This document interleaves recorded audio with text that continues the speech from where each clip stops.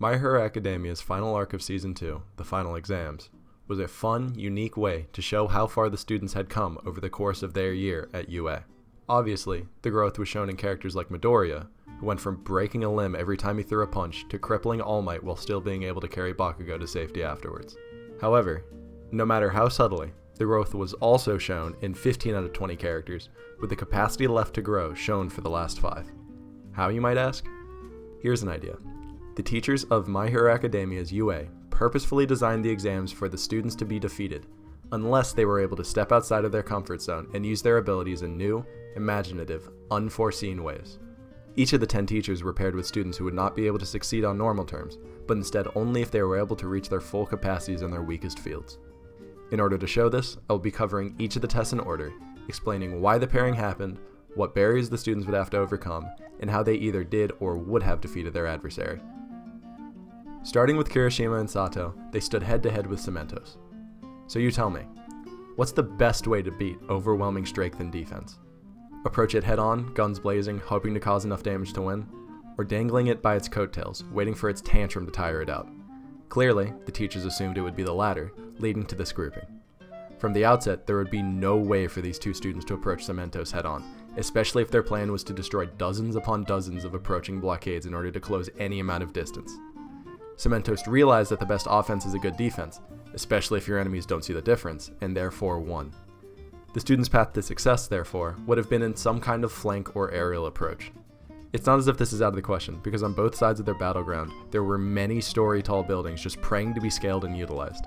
Instead of approaching someone whose power sprouted from the earth on the ground, coming from above would have been the best bet.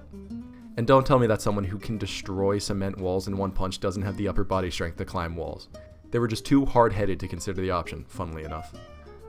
Asui and Toka Yami were placed up against Ectoplasm. While Su has no distinct weaknesses as a support role hero, Toka Yami's inability to fight a large number of close-range opponents meant the two had a huge hurdle to overcome out of the gate.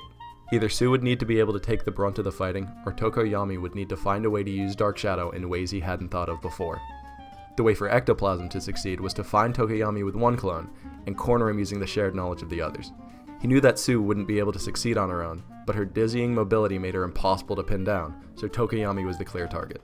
Once he incapacitated the two, Ectoplasm thought he had won, but Toka Yami had a different idea. As soon as Ectoplasm lowered his guard for a support-style attack, Dark Shadow showed his flexibility. Toka Yami used him in a way neither had thought of before, full-on support. Instead of relying on Dark Shadow's long-range strength, Toka Yami realized the long range in itself was incredibly powerful, and he was able to cuff the teacher. Overcoming the mental block of not being able to use his strength, and by taking a note from Su, Toka Yami finally showed his roundedness. Ida and Ojiro were thrown into an arena with Power Loader. Another teacher thriving on the ground, the battlefield was specially designed this time to only allow for one angle of approach. No buildings like in the first fight. The only way to progress was head-on. Ida and Ojiro's paths to success up until now were always to use their mobilities in a way the enemy couldn't expect, but if their enemy's quirk kept them from moving, they were in deep trouble. By burrowing underground and creating countless pitfalls, Power Loader clearly attempted to subdue the movements of the students, backing them into a corner and capturing them. It seemed to me like the way for these students to win was in a head-on fight, as there was no way for them to be able to use their quirk in the intended ways. Instead, however, Ida and Ojiro worked together and doubled down on using their abilities to maximum capacity, and together found a way to lift their mobility off the ground and into the air, a place where Power Loader was helpless. Incredibly, these normally grounded students stepped so far out of their comfort zone that they began falling through the air, and they were perfectly comfortable with that. Yaoyorozu and Todoroki were an obvious pairing for Eraserhead to take on. These students have the most versatile abilities, so taking them away would truly force them to fight in a way they never imagined they would have to.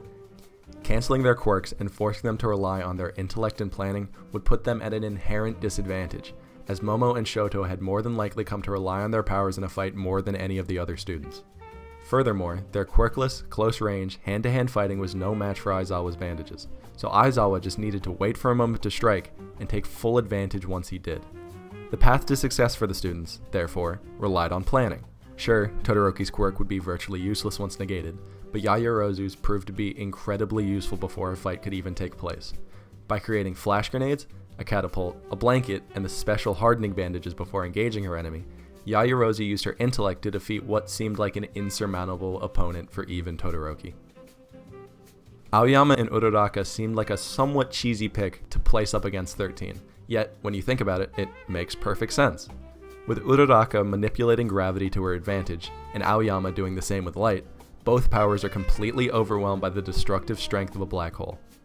A normal black hole is an unapproachable point in space where the gravity is so strong that not even light can escape its pull, so neither of the students' quirks seemed like it would be all that useful. Manipulating gravity wouldn't work so well if you can't touch the point from which the force is emanating, and shooting a beam of light is pointless if it can just get absorbed and negated. Much like the others preceding it, the fight seemed impossible for the students. This was until Uraraka accidentally got pulled in towards 13. As a rescue hero, she never aims to kill, but instead only to save. As a result, she had developed a natural reflex to prevent unnecessary harm to her enemy. She halted the black hole as soon as she saw Uraraka getting dangerously close, which gave the students the opening they needed. Using the momentum gained from the black hole and the training she got from Gunhead, one full-powered kick was all it took to stop 13's quirk, allowing Aoyama to cuff and capture their opponent, crowning them victors. In this case, it was Uraraka's willingness to try something new for her internship that primed her for success, proving the effectiveness of the preceding arc for her. Kaminari and Ashido were completely overwhelmed by Principal Nezu. There's no other way to put it. Pitting the two dumbest students up against the smartest creature known to man meant the two had lost before they even started. Nezu planned out every possible situation before the battle, leaving only one path to escape just to be able to laugh about it at the end. He let the students run into each and every trap he had set, spraying them at the perfect time from the safety of the cockpit of his wrecking ball. Other than the one random open path, the only way they could have succeeded would have been to, counterintuitively, sacrifice Kaminari's mind in order to use his quirk. Together, the students decided this would be a bad idea, because they would need to be able to think straight to see a path to victory. However, once they realized that even with him at full brain power this would not be possible, their best bet would have been to release Kaminari's massive electric shock to stunlock the crane Nezu was operating. From that point, all Mina would have to do is slowly burn her way through the remaining wreckage to the exit gate to pass. Ironically, if Kaminari and Ashido had been smart enough to win, they would have made themselves stupid in order to do so. Jira and Koda had to think fast to outdo Present Mike. All participants in this battle had quirks utilizing sound, but Present Mike undoubtedly had an advantage from the get-go. Stationed at a distance and directly in front of the exit, he could aim his shouts in any direction and negate his enemy's quirks while remaining completely safe. Even Jiro's canceling couldn't do anything to stop the destructive shouts. It also appeared that Koda couldn't do anything with animals because they had all been scared away by Present Mike.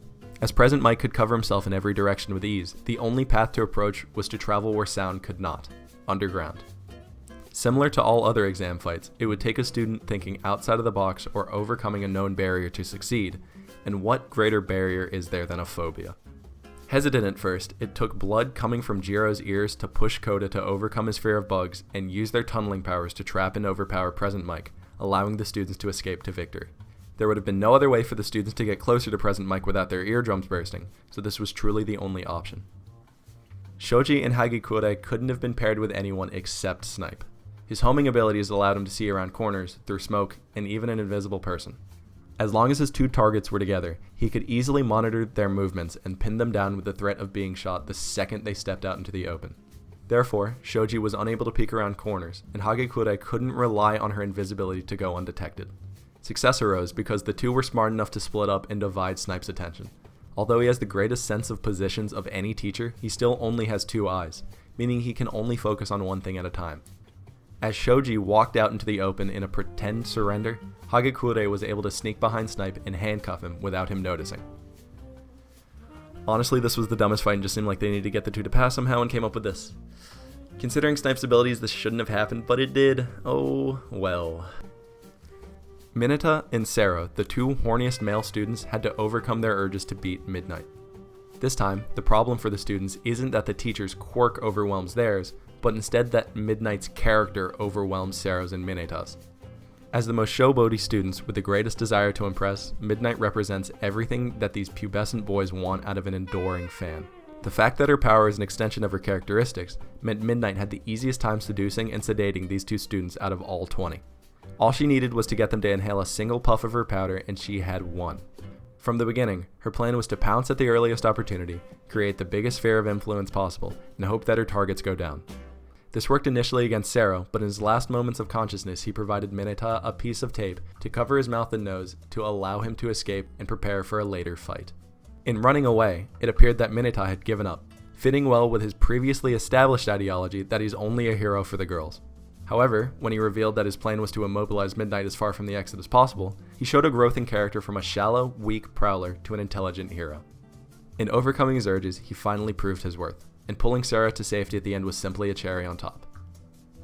Bakugo and Midoriya were destined to fight All Might. Individually, they stood no chance. Together, however, All Might could fall. There's no doubt that All Might was put with these boys because of his capacity to defeat either one individually with one hand tied behind his back. Victory would be assured for him unless the two students worked together, which seemed like an impossibility. Therefore, the path for victory, while clearly laid out for Midoriya and Bakugo for all to see, was covered in landmines and barbed wire. Without any communication, the first encounter the two had with All Might ended so badly that it was as if spikes were laid across the road as well. However, when the moment came that Bakugo said he would rather lose than allow Midoriya to help him win, it represented a turning point. Midoriya attacked Bakugo, knocking some sense back into him, making them realize that they shared a common goal in this, the first time they've had common ground in years. Both knew they couldn't bear the stench of defeat, and regardless of how repulsive the idea of teaming up might be, it would be the only way towards victory. By giving Midoriya one of his bracers, Bakugo was finally putting everything on the table and showing that he would win no matter what. Going even further beyond, he started attacking All Might with such ferocity that he was causing himself more severe pain than his enemy. By laying everything out on the table, Bakugo essentially told Midoriya that it was Deku's turn, and in order to win, he was finally willing to work together.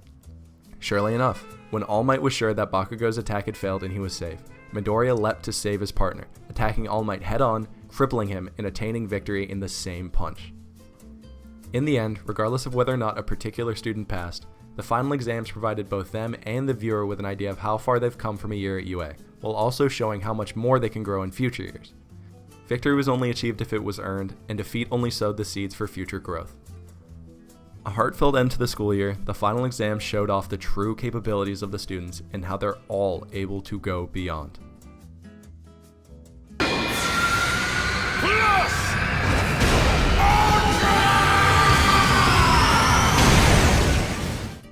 Hey guys, hope you liked this video. If you did, I have 2 more for you to watch, as well as hopefully more coming in the future. I figured out that I have a lot more time than I expected to have this year, so there's a good chance that I'll be making more videos.